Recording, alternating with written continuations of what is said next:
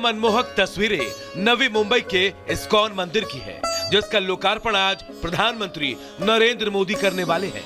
नवी मुंबई के खारघर में इस भव्य इस्कॉन मंदिर का निर्माण किया गया है। यहाँ मुख्य मंदिर के अंदर कलाकृतियों को सफेद, सुनहरे और गुलाबी रंग से सजाया गया है, जिससे मंदिर की छटा देखते ही बन रही है।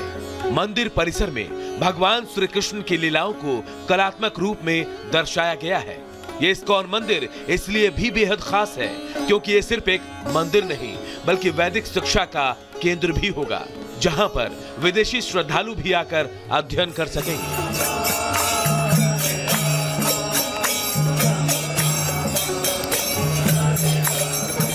नवी मुंबई के खारघर में बनाए गए इस मंदिर की भव्यता का अंदाजा आप इसी बात से लगा सकते हैं कि इसके निर्माण में 1 या 2 नहीं बल्कि 12 साल का लंबा समय लगा है। मंदिर की कई विशेषताएं भी हैं जो इसे अपने आप में और खास बनाती है। इस्कॉन मंदिर की खासियत, ये एशिया का सबसे बड़ा और दुनिया का दूसरे नंबर का सबसे बड़ा इस्कॉन मंदिर है। इस मंदिर को 170 करोड़ की लागत से बनाया गया है।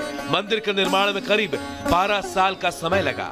खास किस्म के सफेद और भूरे संगमरमर का इस्तेमाल किया गया है। यह मंदिर करीब 9 एकड़ में फैला हुआ है, जिसे भक्तों के द्वारा दान किए गए पैसे से बनाया गया है।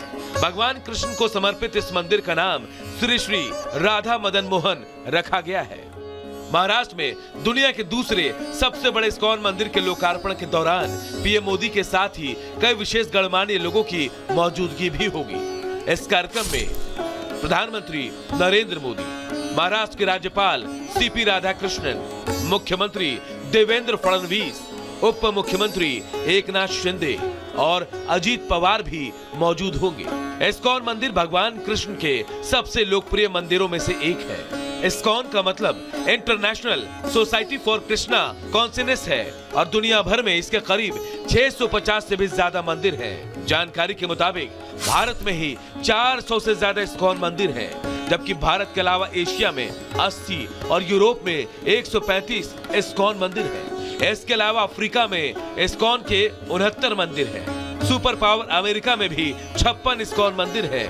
वहीं रूस में 30 और कनाडा में इस्कॉन के 12 मंदिर हैं। नवी मुंबई में बने मंदिर के उद्घाटन के पहले यहाँ पर विश्व स्तर की तैयारियां की गई और अब बस पीएम मोदी का इंतजार है, जिनके पहुंचने के बाद मंदिर के उद्घाटन के साथ ही सांस्कृतिक केंद्र और वैदिक म्यूजियम की आधारशिला रखी जाएगी। Bureau report, Republic Bharat. और बात दुनिया के सबसे बड़े आध्यात्मिक समागम महाकुंभ की, जिसमें शामिल होने के लिए देश दुनिया से करोड़ों लोग पहुंच रहे हैं और यहां सुरक्षा बेहद चाक चौबंद है और भीड़ प्रबंधन को मजबूत करने के लिए 11 टेथर्ड ड्रोन के साथ साथ एंटी ड्रोन सिस्टम को भी तैनात किया गया है। रिपोर्ट आप सबको दिखाते हैं।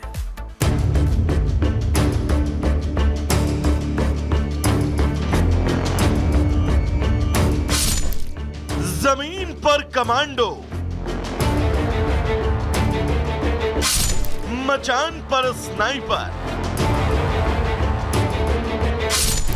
घोड़ों पर योगी की सेना, चप्पे चप्पे पर तैनाती, आसमानी हमले से निपटने के लिए तैयारी।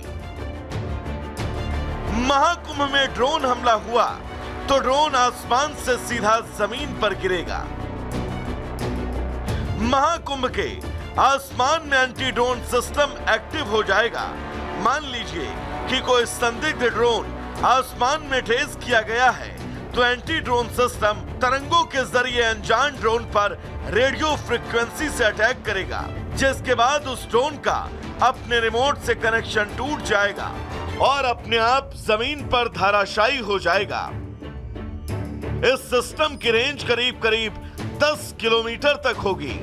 महाकुंभ में सुरक्षा के सभी अत्याधुनिक इंतजाम किए गए हैं। इस दौरान हम लोगों ने सभी आधुनिक तकनीक का प्रयोग किया है और जितने भी AI टूल्स हो सकते हैं, और चाहे वो क्राउड मैनेजमेंट के संबंध में हो, चाहे वो ट्रैफिक मैनेजमेंट के संबंध में हो, अंडर वाटर मॉनिटरिंग हो, इवन हमारे लेटेस्ट फायर इक्विपमेंट्स भी, फायर फाइटिंग इक्विपमेंट्स भी हम लोगों ने इस तरह के कैरी किए हैं कि हम वाटर फ्रंट से भी उसका इस्तेमाल कर सकें।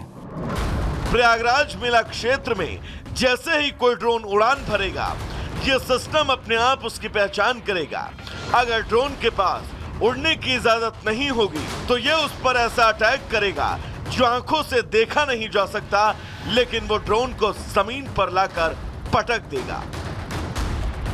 महाकुंभ एरिया में ड्रोन उड़ाने के लिए पुलिस को पूरी जानकारी देने के बाद एंटी ड्रोन सिस्टम से उड़ने को परमिट मिलेगा।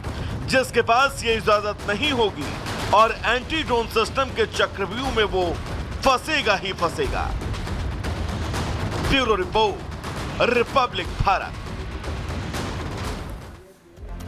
तो महाकुंभ की सुरक्षा बिल्कुल चाक चौबंद है, इसीलिए हम कह रहे हैं कि यह अभेद है। हम आपको बता रहे हैं क्यों अभेद कह रहे हैं हम, क्योंकि 3000 सीसीटीवी से महाकुंभ की निगरानी हो रही है।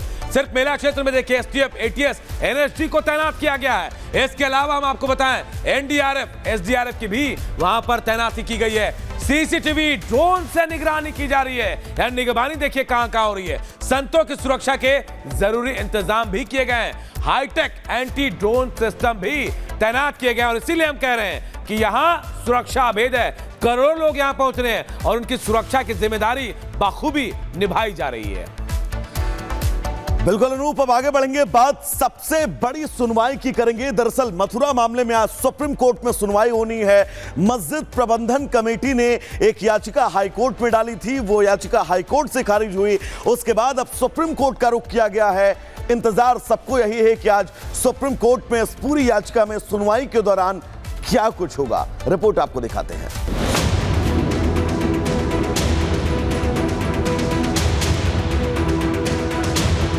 सुप्रीम कोर्ट में आज मथुरा के कृष्ण जन्मभूमि शाही ईदगाह विवाद से जुड़े एक याचिका पर सुनवाई होने वाली है।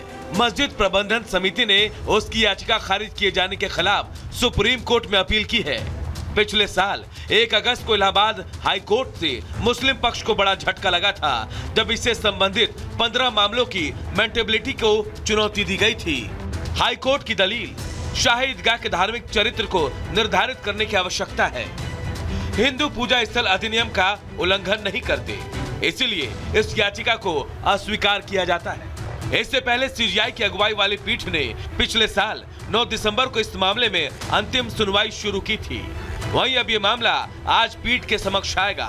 हिंदू पक्षकारों की माने तो मस्जिद समिति इस विवाद पर सिंगल जज के आदेश के खिलाफ इलाहाबाद हाईकोर्ट का रुख कर सकती थी, लेकिन वो सुप्रीम कोर्ट आ गए। इस मामले पर आज सीजीआई संजीव खन्ना और जस्टिस संजय कुमार की पीठ सुनवाई करने वाली है।